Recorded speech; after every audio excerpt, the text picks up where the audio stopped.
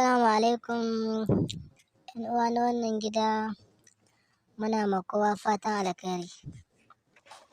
Idan yau ne zuwanka na farko, kar ka manta ka danna mana subscribe. Yau muna ɗauke da wasu magunguna ne da za mu yi muku bayanin su. To, amfanin fitsarin raƙumi da nonon raƙumi shine za mu ba ku. Fitsarin raƙumi da nonon raƙumi yana da matuƙar amfani a lafiyar ɗan adam. To, in ka samu fitsarin raƙumi sai ka samu nonon raƙumi sai ka haɗa su. In ka haɗa su za ka riƙa sha. Yana maganin ulcer, kuma nonon raƙumi yana maganin basir. Kuma bashin nan, nonon raƙumi yana wanke zuciya. In kana fama da ciwon zuciya, to in kana shan shi, insha Allahu za ka samu sauƙi cikin yardar Allah.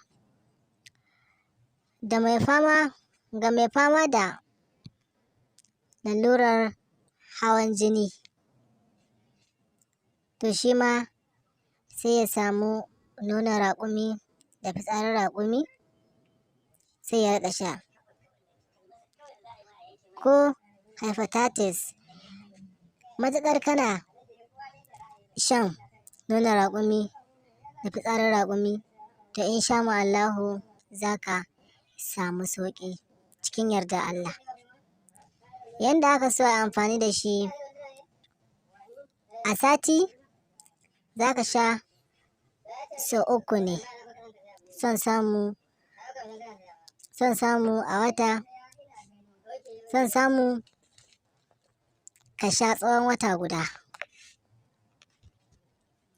To, shi ne za ka ga insha Allahu duk ka rabu da wannan matsaloli. Ko da kana fama da ciwon ƙoda, to shi ma insha Allahu kana amfani da wannan nonon raƙumi da fitsarinsa, za ka warke cikin yardar Allah. Wannan magani mun kawo shi ne domin cewa masu fama da lalurori da yawa, shi yasa muka kawo muku kaɗan daga cikin wannan. Kuma raƙumi ba iya nan ya tsaya ba wajen magungunansa. Sai ku biyo mu gaba, can gaba za mu kawo muku amfanin da yake yi da yawa da sauransu. Saboda amfani kamar yadda aka ce amfani raƙumi, kaga naman shi ma ana sarrafa shi ta wani ɓangaren, a'a tumbin shi ma haka, dukkan ba yanda ba a yi. Insha Allahu za a samu sauƙi cikin yardar Allah.